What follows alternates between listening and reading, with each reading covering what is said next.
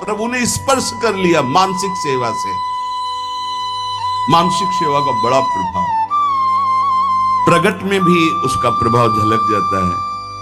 पूज्यपाद श्री रघुनाथ दास गोस्वामी राधा कुंड में, जिनकी समाधि विराजमान है, राधा कुंड में विराजमान थे। स्वास्थ्य गड़बड़ हुआ तो श्री वल्लभाचार्य जी के निज वैद्य गए। समस्त ब्रजवासी जन थे, बाबा शैया पे पड़े हुए थे, बड़ा कष्ट था शरीर में। बड़े बड़े महापुरुषों को कष्ट शारीरिक देखे गए। वो क्या लीला है ठाकुर जी जाने। वो अपने भक्तों का कष्ट लेते हैं या प्रारब्ध भोग होता है या भगवान का विधान होता है, इसका निर्णय भगवान जाने। निर्णय नहीं किया जा सकता, क्योंकि अगर प्रारब्ध की तरफ देखें तो जब भगवान को समर्पित हो गए तो संचित प्रारब्ध और क्रियमाण इतने बलवान नहीं होते कि भगवान के भक्त को पीड़ा पहुंचा सके। ये भी सिद्धांत समझ में नहीं आता। भगवान अपने भक्त को कष्ट देते हैं, ये भी सिद्धांत समझ में नहीं आता, क्योंकि इतने वात्सल्य समुद्र हैं। वो जन को सुख देते हैं, कष्ट क्यों देंगे? अब वो भक्तों का अपने कष्ट ले लेते हैं, ये थोड़ा समझ में आता है कि जो सिद्ध महापुरुष होते हैं वो अपने निज जनों को स्वस्थ और सुख पूर्वक भजन में लगे रहे, इसलिए वो ऐसा। क्योंकि हमें ये समझ में नहीं आता कि इनका कोई प्रारब्ध होगा, क्योंकि वो प्रारब्ध भस्म करने की सामर्थ्य वाले महापुरुषों के शरीरों को कोई प्रारब्ध दंड दे सके, ऐसा समझ में नहीं आता। भगवान को जो समर्पित हो गया, पीछे एक बार सत्संग में ध्यान कीजिए, सुनाया गया था कि नाम जापक में इतनी अपार सामर्थ्य है, वो प्रारब्ध को भस्म कर देता है। प्रारब्ध स्वतः ही नष्ट हो जाता है। कोई बहुत प्रबल प्रारब्ध हुआ तो वो भी उनकी अनुमति से उनके पास आता है। वो स्वीकार करना चाहे तो आएगा, अन्यथा वो भी भस्म हो जाएगा। बड़े बड़े महापुरुषों के जीवन में थोड़ा भेद खुलता है भाई जी के पावन चरित्र को पढ़ के, कि जब भाई जी को बहुत पीड़ा गुदाद्वार में और बार बार ऑपरेशन, फिर भी ठीक नहीं और भर्ती, तो बाबा को बड़ी पीड़ा हुई कि ऐसा क्या प्रारब्ध भाई जी का। तो श्री कृष्णचंद्र जो प्रकट हुए और राधा बाबा से कहा आपका प्रारब्ध है, भाई जी का प्रारब्ध नहीं। बाबा को पता चला है मेरा प्रारब्ध है, तो सीधे भाई जी के पास गए। बोले अच्छी बात नहीं है, आपने ऐसा क्यों किया? बोले क्या? बोले आपने मेरा प्रारब्ध क्यों ले लिया है? बोले व्यर्थ की बातें क्यों करते हो? बोले आप बहाना नहीं चलेगा, स्वयं ये परम तत्व से बताई गई बात है, ये किसी और की बात नहीं। उन्होंने बताया कि तुम्हारा प्रारब्ध है। उनका बाबा हमको इससे कोई फर्क नहीं पड़ता, और आपकी जो अनुष्ठान पद्धति इसमें फर्क पड़ जाता, इसीलिए प्रभु की इच्छा से इसको। तो ये बात समझ आती कि बड़े बड़े महापुरुष अपने जनों का ऐसा लीला पूर्वक स्वेग नहीं, ऐसे जो ब्रह्म स्वरूप महापुरुष हैं उनका क्या प्रारब्ध है।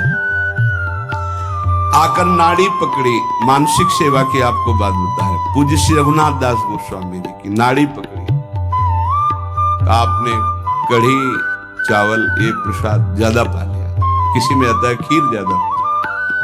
ब्रजवासियों ने कहा है वैद्य जी संभाल के बोलिए, जब से बाबा ब्रज में आए नियम है और हमारी वाणी जी में लिखा है, ब्रज का तक्र और लोन, नमक और मठा के सिवा कुछ जीवन में नहीं पिया बाबा श्री रघुनाथ दास गोस्वामी। ऐसे महापुरुष ब्रज का तक्र लोन, ब्रज को लियो परस्यो नहीं कछुआन, तक्र लोन ब्रज को लियो परस्यो नहीं कछुआन, नमक और मठा के सिवा कुछ नहीं।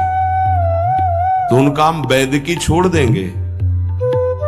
अगर इनके उदर में अभी वमन करवाओ और कढ़ी चावल या खीर कहीं कहीं आता, अगर ना निकले तो हम वैद्य की छोड़ देंगे। हम नाड़ी पकड़ के कहते इन्होंने पाया है। तो सबको लगा क्या एकांत में ऐसा भी होता है क्या कि बाहर से नमक मठा और अंदर, तो हंस पड़े पूज्य श्री रघुनाथ दास बोले जिस देश के हम प्रसाद को पाया उसी देश के तुम वैद्य हो। अर्थात साधारण ने लीला में प्रवेश पाए, आचार्य चरण के वैद्य थे। तो वैद्य जी हंस दिए।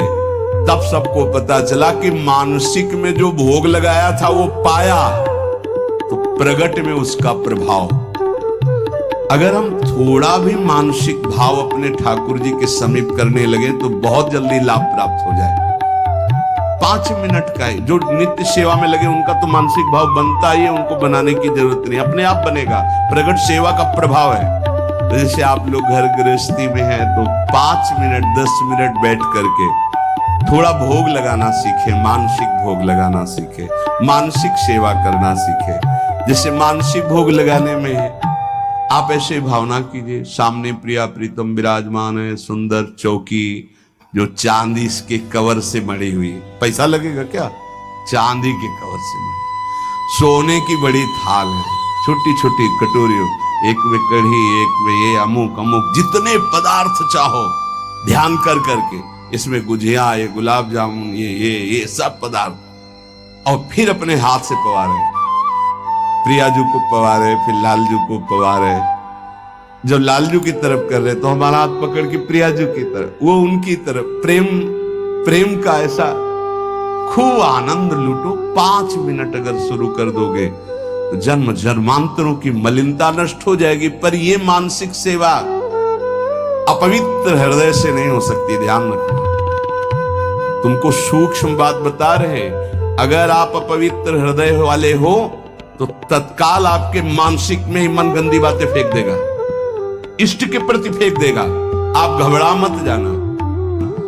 अपवित्र हृदय होने के कारण जब आप श्यामा श्याम को मानसिक सेवा, तो वो गंदी बात फेंकेगा, बिल्कुल घबराना नहीं, वो गंदगी निकल, वो भले श्यामा श्याम के प्रति ही फेंके, आप डरना नहीं कि अरे अब तो हमको नरक मिलेगा, मैं बहुत पापी हूं, कुछ नहीं। ये गंदगी की एक वृत्ति है जो निकल रही है बाहर। आप अपने निष्ठा में बिल्कुल रहे, वो आप नहीं है, वो गंदगी है जो अंदर भरी हुई है। इस बात को बैठा लोगे तो विचलित नहीं होगे, नहीं बहुत से विचलित हो जाते हैं। एक ने कहा कि मैं विश्व का सबसे बड़ा पापी हूं, बड़ा पवित्र हृदय वाला है, मैं बहुत पापी हूं, मैं प्रिया प्रीतम को जब सेवा में तो मेरा मन ऐसा ऐसा, तो उनका कोई बात नहीं। अरे ये मन गंदा है तो जहां जाएगा वहां दुर्गंध है, तो आप अच्छी जगह जाओगे तो दुर्गंध ही वो फैलाएगा। ये दुर्गंधी युक्त मन की वृत्तियां हैं, घबराने की जरूरत नहीं है। आप जब भजन में बैठेंगे, मानसिक सेवा में बैठेंगे, बिल्कुल खुली बात सुन लीजिए, ये गुरुदेव पर, इष्ट देव पर सीधे गंदगी फेंकेगा, आपको बिल्कुल घबराना नहीं, कोई अपराध नहीं, कोई पाप नहीं।